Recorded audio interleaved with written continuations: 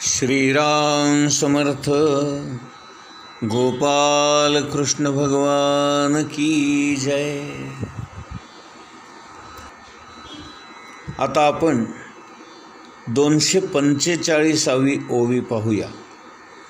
वेदाधारे बोलती केवळ कर्म प्रतिष्ठती, परी कर्मफळी आसक्ती धरून या. ज्ञानेश्वर महाराज म्हणतायत, वेदांचा आधार घेऊन ते माणसं बोलत असतात आणि फक्त कर्मकांडांनाच महत्त्व देतात. का? कारण त्यांना कर्मफळाचीच आसक्ती असते आणि स्वर्गप्राप्ती व्हावी, स्वर्गीय सुख आपल्याला उपभोगता यावीत अशा प्रकारच्या वासना मनात ठेवून या वासनांच्या तृप्तीसाठीच ते वेदांमध्ये सांगितलेल्या कर्मकांडामध्ये अडकून पडतात. ओवी क्रमांक 246. म्हणती संसारी जन्मीजे, यज्ञाधिक कर्म कीजे, मग स्वर्ग सुख भोगीजे मनोहर. असे लोक म्हणतात की या जगामध्ये जन्माला यावं, यज्ञ आदी कर्मे करावी, म्हणजे मेल्यानंतर आपल्याला स्वर्गप्राप्ती होईल आणि स्वर्गीय सुख भोगता येईल, जे अत्यंत मनोहर आहे, रमणीय आहे. आता याला इहलोकवाद जरी आपण म्हणत असलो तरी याच्यामध्ये थोडाफार परलोकवादसुद्धा येतो. कारण या लोकांची अशी अपेक्षा असते की मेल्यानंतर आपल्याला स्वर्गप्राप्ती व्हावी. या प्रपंचामध्ये सुख नाही, या जन्मी मला सुख मिळालं नाही, परंतु सुखाची आशा मात्र माझ्या मनातून गेलेली नाही. समर्थ म्हणतात, संसार संगे दुखविला, त्रिविध तापे पोळला, तोची एक अधिकारी झाला परमार्थासी. समर्थांच्या या ओवीचा जर आपण खऱ्या अर्थाने विचार केला तर परमार्थ करण्यासाठी आपण सर्वच जण अपात्र आहोत. का? कारण स्वर्गाची आणि नरकाची कल्पनाच अशी आहे की ज्या गोष्टी, जी सुख मला इथे मिळाली नाहीत ती मला स्वर्गामध्ये मिळावीत. या प्रपंचामधली दुःखे पाहूनसुद्धा मी शहाणा होत नाही आणि म्हणून मेल्यानंतर तरी माझ्या सुखाची अपेक्षा पूर्ण व्हावी, मला स्वर्ग प्राप्त व्हावा आणि स्वर्गीय सुख भोगायला मिळावं, अशी कल्पना आपण करतो आणि वेदांमध्ये सांगितलेल्या कर्मकांडामध्ये अडकून पडतो. याला कारण असं की आपला स्वभाव जो आहे तो सुख भोगण्याचा असल्यामुळे आणि मनामध्ये सुखाबद्दलच्या वासना असल्यामुळे मला सुख प्राप्त केलं पाहिजे असा आपला सर्वांचाच प्रयत्न असतो. स्वर्ग आणि नरक या सगळ्या मानवी कल्पना आहेत, त्या प्रत्यक्षात आहेत की नाहीत हे कुणाला माहिती आहे. आणि म्हणून आपण या गोष्टींची काळजी न करता स्वर्ग सुख प्राप्त होईल अशी अपेक्षा ठेवून आपण मेल्यानंतर आपल्या वासना तृप्त करून घेण्यासाठी जिवंतपणीच धडपड करावी लागते. आणि म्हणून मला आवडणारी आणि अशाच प्रकारची फळं देणारी कर्म करत असतो. यामध्ये गालिबचा एक शेर फार सुंदर आहे. हमें मालूम है जन्नत की हकीकत, लेकिन हमें मालूम है जन्नत की हकीकत, लेकिन दिल को खुश रखने को गालिब ये ख्याल अच्छा है.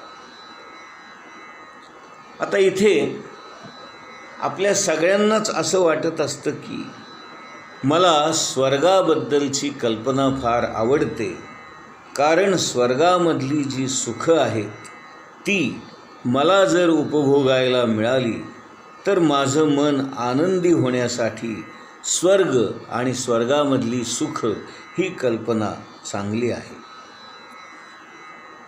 आता आपण पुढची ओवी बघूया. ओवी क्रमांक 247. येथ हे वाचूनी काही आणिक सर्वथा सुखची नाही, ऐसे अर्जुना बोलती पाही दुर्बुद्धी ते. ज्ञानेश्वर महाराज म्हणतात, केवळ इंद्रिय सुखाच्या पलीकडे काहीच नाही आणि असं म्हणणारे जे लोक असतात, अर्जुना अशी माणसं दुर्बुद्धीने वागणारे असतात.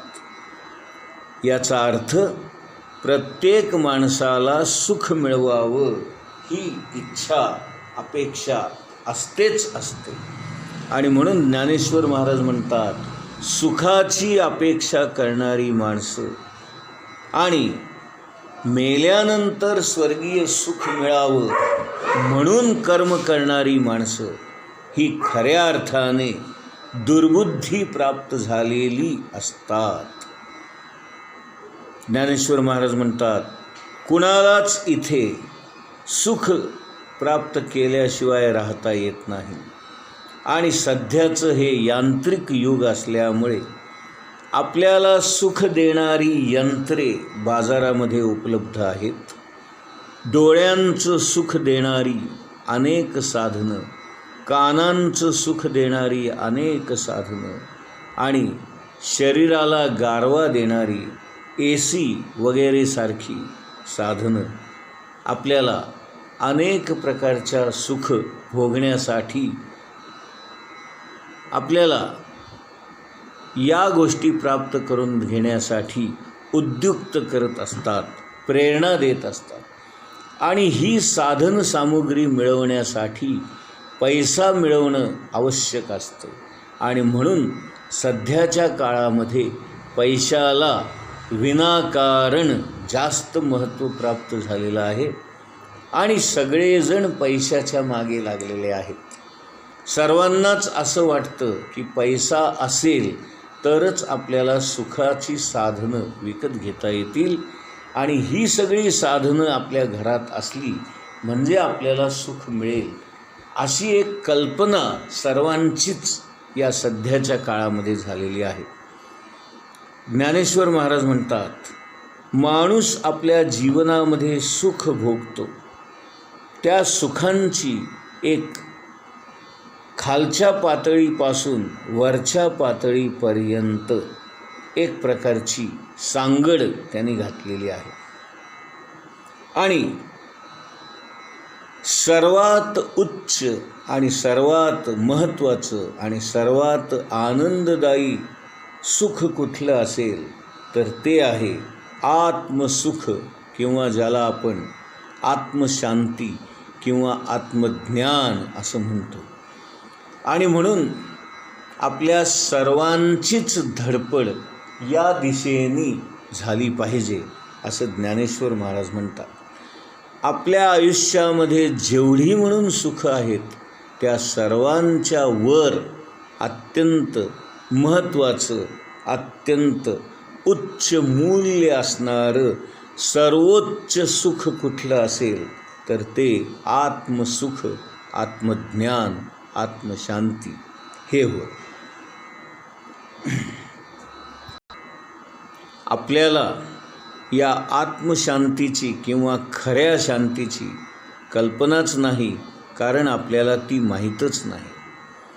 सुख दुःखे समे कृत्वा लाभालाभौ जया जयो, अशी जर आपल्या मनाची धारणा झाली आणि आपलं मन स्थितप्रज्ञ अवस्थेला पोहोचलं, आपली बुद्धी स्थिर झाली, आपली बुद्धी समत्व पावली की मग जी शांतता मिळते, मग जे समाधान मिळतं, मग जे सुख प्राप्त होतं त्याचं कशानेच आपल्याला वर्णन करता येत नाही.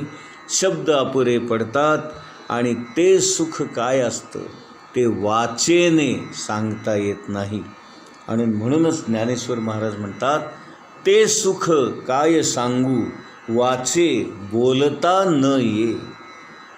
आत्मसुख, आत्मशांती, आत्मज्ञान हे जे काही आहे ते आपण मिळवायचं असतं, प्राप्त करून घ्यायचं असतं.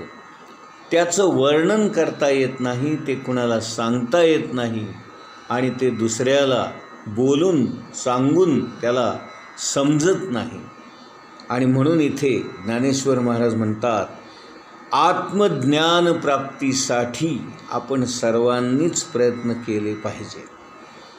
ज्ञानेश्वर महाराजांनी म्हणूनच ज्ञानेश्वरीमध्ये आत्मज्ञानाचं ठासून वर्णन केलेलं आहे. आत्मज्ञान त्यांच्या रोमारोमामध्ये भिनलेलं आहे. आणि म्हणून जेव्हा त्यांच्या आयुष्यामध्ये त्यांच्यावर लोकांकडून निंदा सहन करण्याचा प्रसंग आला, अवहेलना झाली, लोक त्यांना टोचून बोलत असत, लोक त्यांना वाईट वागणूक देत असत, तरीसुद्धा त्यांना त्याचं काहीच वाटत नसे. का? कारण ते आत्मज्ञानामध्ये रमलेले असत, त्या आत्मसुखामध्ये, आत्मशांतीमध्ये ते असत.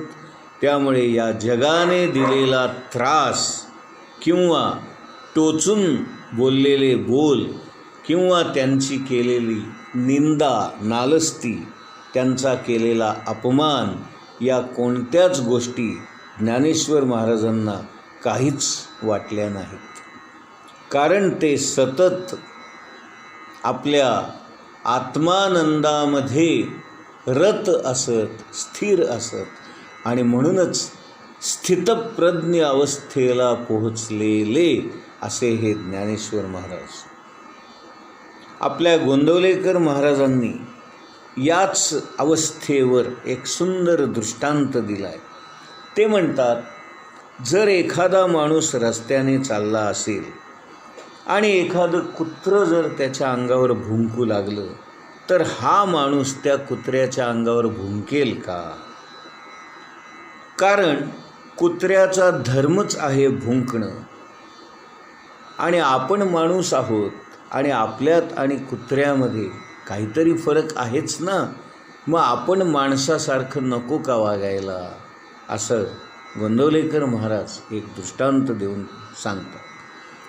कबीराने सुद्धा एक फार सुंदर, हाथी चाल चलत है अपनी, कुतर भुकत वाको भुकवा दे, तू तो राम सुमर जग लढवा दे, अशी कबीराने सुद्धा एका पदामध्ये या अवस्थेचं वर्णन केलेलं आहे. ते म्हणतात, हत्ती हा रस्त्याने अत्यंत डौलदार चालत असतो, त्याच्या अंगावर कुत्री भुंकत असतात, परंतु हत्ती त्या कुत्र्यांकडे लक्षसुद्धा देत नाही. अशा प्रकारे सत्पुरुषांना आपली निंदा केली काय किंवा स्तुती केली काय, कुणी आपले गोडवे गायले काय किंवा आपला मान अपमान केला काय, त्यांना याचं काहीच वाटत नाही. उलट त्यांना असं वाटतं की भगवंतच हा सगळा खेळ खेळतो आहे आणि भगवंताचा हा खेळ आपण अत्यंत मजेने पाहावा आणि त्या खेळाचा आपण आनंद घ्यावा. सत्पुरुषांना या जगामध्ये फक्त सौंदर्यच दिसतं.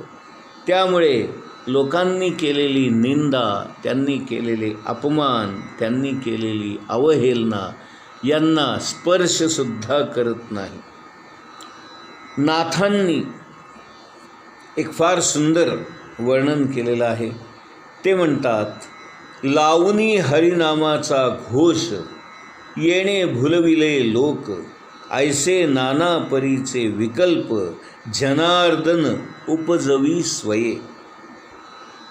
नाथ म्हणतायत की माझे सद्गुरू जनार्दन स्वामी हेच आपणच स्वतः अशा प्रकारचे विकल्प निर्माण करतात आणि त्यांना त्याची मजा वाटते. सत्पुरुषांच्या अंतःकरणाची अवस्था काय असते हे आम्हा प्रापंचिक माणसांना काय कळणार. आपण ही कल्पना देखील करू शकत नाही आणि म्हणून आपण त्यांना महाराज म्हणतो. यातच सारं काही आलं. ते एका उच्च अवस्थेमध्ये असतात, भगवंतामध्ये विलीन झालेले असतात, तल्लीन झालेले असतात, तन्मय झालेले असतात आणि त्यांना या जगाचं भान देखील नसतं. आणि आपण सगळी माणसं या जगाकडेच लक्ष देत असल्यामुळे आणि जगाच्या भानगडीतच उचापत्या करत असल्यामुळे आपल्याला या जगरहाटीचंच विशेष वाटतं. परंतु जे सत्पुरुष असतात, जे संत पदाला पोहोचतात, जे सद्गुरू पदाला पोहोचतात, ते अशा या जगाच्या वागण्याकडे बिलकुल लक्ष देत नाहीत. कारण ते आत्म्यामध्ये रत असतात, विलीन झालेले असतात आणि म्हणून त्यांना जिवंतपणीच आत्मशांती, आत्मसुख, आत्मसमाधान प्राप्त झालेलं असतं. कारण त्यांनी आत्मज्ञान प्राप्त करून घेतलेलं असतं.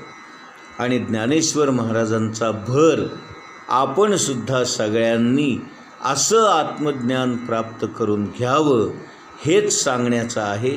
आणि म्हणून ज्ञानेश्वरीमध्ये आत्मज्ञानाचंच वर्णन ते प्रत्येक जागोजागी करतात. गोपाल कृष्ण भगवान की जय.